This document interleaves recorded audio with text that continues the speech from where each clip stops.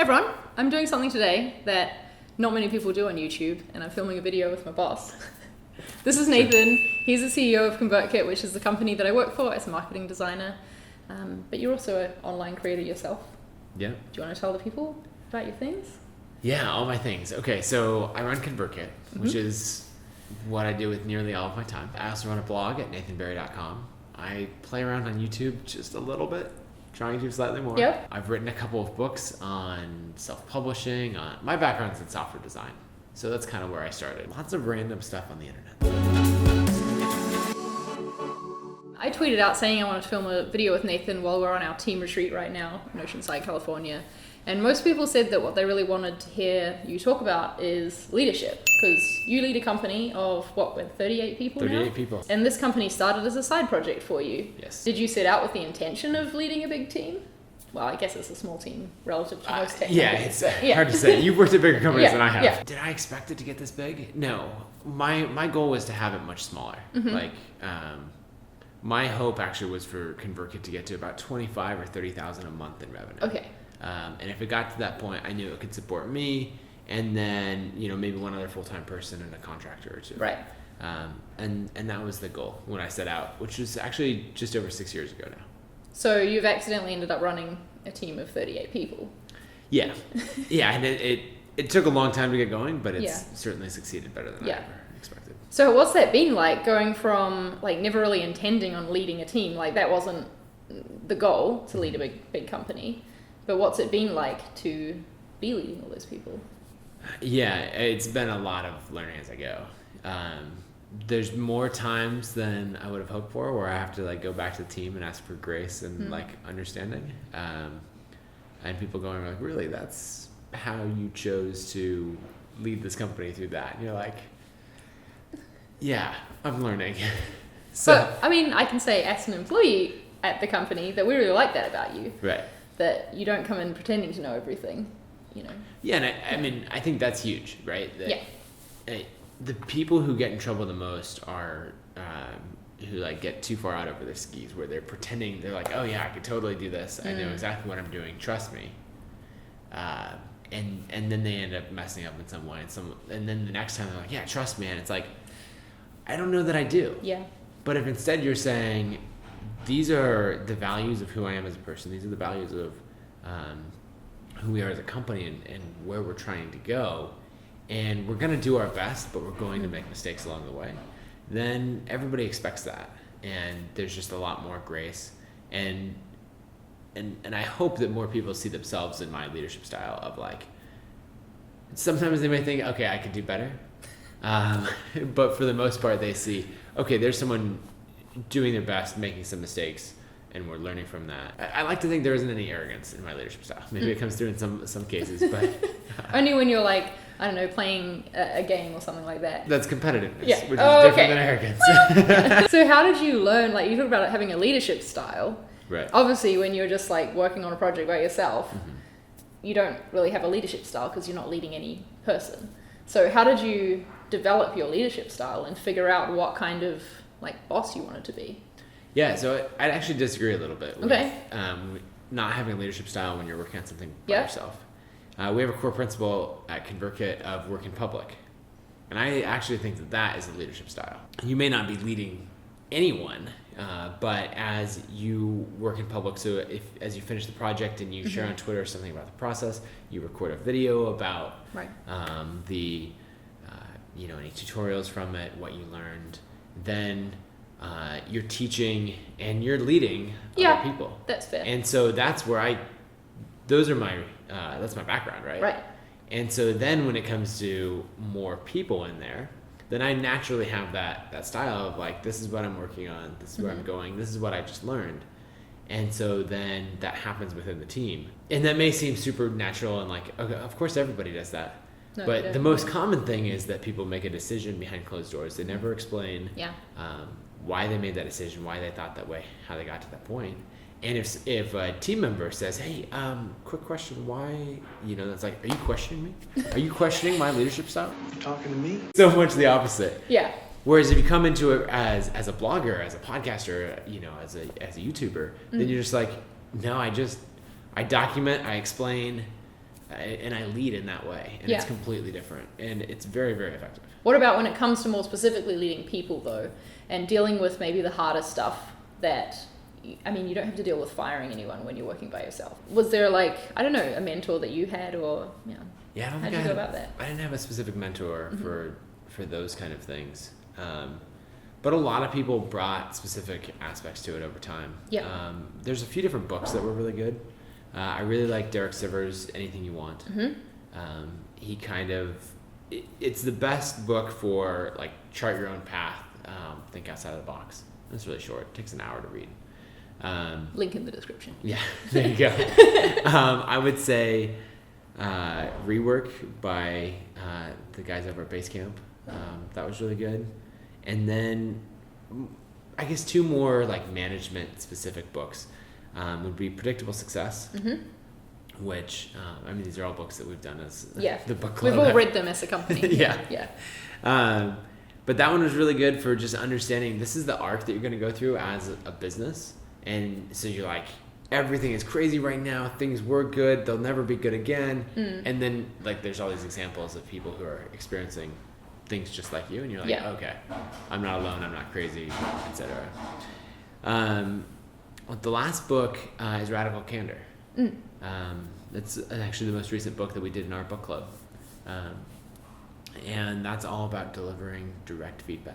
But the best people management thing that I've ever learned, and it just comes down to like a simple phrase, but to set the scenario, this is basically if someone comes to me, let's say you come to me, who should we pick on in the company, like in a nice way, like Derek maybe, or Barrett. Barrett. Okay, so Barrett's our COO. He's wonderful, but we're gonna pick on him for a second. He won't mind. He won't mind at all. If you come to me and say, I have this serious problem with Barrett. He hasn't been performing. We were supposed to do this project together. I had to do all of the work, all of that. I might say, okay, like, first, thank you for bringing that up. Thank you for sharing that with me. Like, I'm going to think about it. I'll figure out how to solve that. Like, you don't need to worry about it. You can do your work. I'm going to solve that and let you know how I do that. And that's something that I would used to do all the time. Yeah, it seems like the most normal thing to do. Yeah, and then, as the leader, it's my job to then go and solve it. I go talk to Barry and be like, all right, so here's the deal, and hear about your performance. We go through that whole conversation. And then I can report back to you and all of that. But what most likely happens is I do that, and before I get a chance to talk to Barrett, someone else in the company comes to me with another problem. Before I know it, I've taken on not just these tasks, but these, like the emotional burden that comes with each one. And that's where, as a leader, you just get drained so quickly. And so instead, what I learned is when you come to me and you outline the whole problem, I still thank you for bringing that up, because it does show that you care. Because the much easier thing is to like subtly resent Barrett. Maybe gossip about him too. Exactly. And then I say, wow, okay, thank you for bringing that up to me. I assume you're bringing that, telling me that for one of two reasons. Either one, you needed to talk through it to get more clarity before you went and talked to Barrett. Or two, you're worried how that conversation might go, and you'd like someone to be there to help facilitate it. So the question is, when are you going to talk to Barrett? And do you need me to be there? Right. Completely different. It's completely different, because then, a couple things. One, from my perspective, I am going to walk out of that conversation and I don't have anything on my to-do list other than possibly facilitate a meeting. But like 9 times out of 10 that I've used that, someone's like, I'll talk to him right away, and no, I don't need you there. Like, I can just have that conversation. The second thing is that you don't carry any emotional burden from it. Right? So I put that, hopefully in a supportive way, but I put that back on you, and my goal is to empower you to have that conversation directly. And then the final thing that I think is the most important is that there's now no opportunity for you or anyone else in the company to talk about someone behind their back. Yeah. Because you know that, hey, it's important to figure out your thoughts and bring clarity to it and say, is this a real thing that I'm upset about, or should I just brush it off? Yeah. And that's okay. But then it immediately has to go to that person. And so you have direct, healthy confrontation. I think that's a really important part of like our culture and the way that you lead the company, because that's an issue I've had in every single other company I've worked at, has been like talking behind people's backs. Like someone leaves the room and it's like, oh, do you know what she said to me in the last meeting? You know? Yeah. And that just makes for a really toxic environment for everyone to work in, which is not fun. And yeah, I never really thought about it before, how ConvertKit got to be this way, where we don't really have that. Right. And that's how. It's exactly that one rule. I mean, there's so many other, like there's the personal care and things that we work on so much. Yeah. But you just never let it get to that point. You talked about the emotional burden of like taking on people's problems. What have been some of the hardest parts for you about leading? Firing people is always really hard. We've had experiences from letting people go who knew that was coming. Right. But then even some of the harder ones, so I guess in that case, right, you're talking through it over time and you're trying to decide how much do I invest in this person, how many chances do you give, that kind of thing, versus protecting the rest of the team and honoring the rest of the team who's working incredibly hard. Yeah. But then I've been surprised even if you let someone go and they had no idea it was coming and you're like, okay, but, and that's when you realize that what is obvious to you may not be obvious to them. Right. And so there's even a level of communication. Like, do they know they're doing a bad job? And you're like, yeah, of course. And you think about it and you're like, no, I think there's a scenario where they could think that is acceptable work. And so you realize that the amount of effort that has to go into that communication, it's just substantial. Yeah, especially because if where they'd worked previously had very different tolerances and things like that. Right.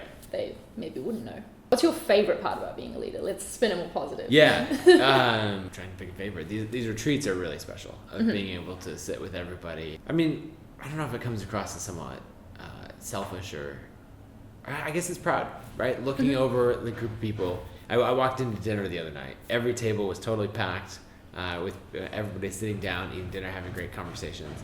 And there was that feeling of like, oh, this is the thing that I started. Yeah, you brought all those people there. Yeah, and it's an incredibly talented group of people. Yeah. The other thing, every 6 months we hand out profit sharing checks. That's one of my favorite parts. Yeah, it's really great. And it's something that I rarely get through without crying. Same, yeah. I think I actually pulled it off this year. I don't think I cried this year.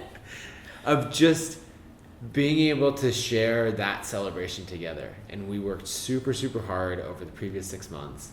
And we actually earned money as a company, which is hard to do. Yeah. And then to be able to share that success with everyone, and to think about what, in some cases, it's a lot of money. Like this time, the average was $9,000 per person. Yeah. For 6 months, and so that's. And that happens twice a year for us. So yeah. It's incredible. So those are my favorite moments of like we worked really, really hard to achieve this goal, and here's the reward for it, and being able to share that with everybody. Yeah, that's fair. What would you recommend to people who, I don't know, are wanting to get better at leadership, or maybe have found themselves in a situation like you where, okay, this thing is growing, I need a team now, I need to learn, like, you don't know what you don't know. So what were some of the hardest lessons and things that you found most difficult to learn? Yeah, well, I think to learn more, the first thing I would do is ask for feedback. Yep. We do this thing called unsolicited feedback, where basically you open up and it's basically, I'm going to sit here and be quiet and you give me all the feedback, all categories are open. Because the example that we gave earlier, that's you coming to me about a problem with someone else. Right. So how do I create the environment where you can come to me about a problem that you have with me? Yeah. And the biggest thing that I've learned, and I really struggle with this, is actually listening. The biggest problem with you coming to me with a problem is that I'm immediately, this is just my personality, I'm immediately going to like explain it away. Yeah. If you knew what I was working on, you just don't understand, all of those things. And then I'm going to feel like, oh, okay, now Charlie understands. And she realizes that was not my fault. It was... So I don't need to worry about that feedback anymore. Yeah, and then you're going to walk away and be like, all right, that was not worth it. You didn't listen. I wasn't heard. My opinion wasn't valued. And so that's really difficult. Because you're not going to get the feedback because you ask for it. You're going to ask for it, and someone's going to test it in a small way. okay, you say that, but my last boss, so, all right, let me give you feedback on this. And you probably won't even realize that you're getting the feedback. Most of the time that I don't. And you brush it off in some way, and then like, team member, okay, you are like every other leader that I've experienced. And so trying to be very, very conscious of that. Yeah. And that's something that I've had to work on a lot. And there's other leaders in the company who have coached me on that and pointed out, or pulled me aside later and said, hey, actually, you thought this interaction went that way, but did you notice the body language as they walked away or something else? Yeah. I think it's great that you can admit that there's still a lot of things like that you need to learn, you know. Oh, yeah. Yeah. Another one is, this I find really entertaining. Other people don't, but because I've been working on it so much and it's so far to go, is like just dropping in and asking a question. Hey, what's our trial number for this month? You know, and you're like, wait, he hasn't asked about that for whatever. You know, where's this project at? Zero context, just drop it in Slack. We're a remote team. Just one sentence. And on the other end, there's somebody freaking out. And they're going like, okay, what's going on? There's 38 people in the company. And for whatever reason, the CEO has gone laser focus on this with zero context on this one thing. And so, and really, I was having a conversation and I was like, oh, I was planning this thing. It'd be really nice to know this piece of information. Right. And so I create an entirely different reaction than I mean to. I have an example of when this has happened to me. I'd been at ConvertKit for a few months and you just dropped in our direct messages. You were like, hey, can we set up a time to talk? And I was like, oh my God, what have I done? Because at my last company, if the manager or the CEO asked you to like have a chat, or like wasn't scheduled in advance like a regular thing, it was bad. Right. Like you were probably going to be fired or like, you know, be told your performance isn't up to standards. So we got on the call and you were just like, so just wanted to check how you go. And like, we just chatted. It was great. And so now I know that when Nathan drops in and asks to talk, he just means to talk. Right. But and that's taking, like, the solution to all of that is me taking the extra 3 seconds to say, hey, I'd love to have a one-on-one to just catch up. Right. And you're like, that would be great. Yeah. You know, now you might not believe me that I mean just catch up, but then but after the first one, don't have the fear. Yeah. you don't have the fear. And so when asking for a certain data or anything else, I can just give the context as to why I want it. Yeah. And then everyone understands more. I rearranged desks so I don't have the sticky on my monitor anymore. But you used to have one that reminded you? Yeah, it just said add context. Yeah, like it. We should make you a print for your wall or something. Wait, you're saying I still need to work on it that much? A little bit. It's a work in progress. It's a work in progress. Thank you for sharing all that though. I think that's awesome. Hopefully you enjoyed watching it. Nathan and I are also filming a video together over on his YouTube channel. Do you want to tell people what it's going to be about? Yeah, so I'm working on a book called Create Every Day, and it's about how to grow an audience, earn a living as a creator, really all the things that we help people do at ConvertKit. And so over on my channel, we're going to do a video on teaching and storytelling and how to intertwine those two things to really attract an audience that really cares about you and really wants to follow all of your work. Cool. So head on over and watch that. I'll leave a link to it in the description. It'll be on a card and things as well. Thumbs up if you enjoyed it, and thanks for being here, Nathan. Yeah, thanks for having me. All right, I'll see you all next time. Bye. Does it bother you with that tripod grouping? Nope, because it's just a microphone. Is it bothering you? Just a little bit. You're fine. Yeah. You're not going to have wonky sound. One key sound. Wonky. Oh, wonky. I heard one key sound. Like, this is the sound. Accent problems. Yeah.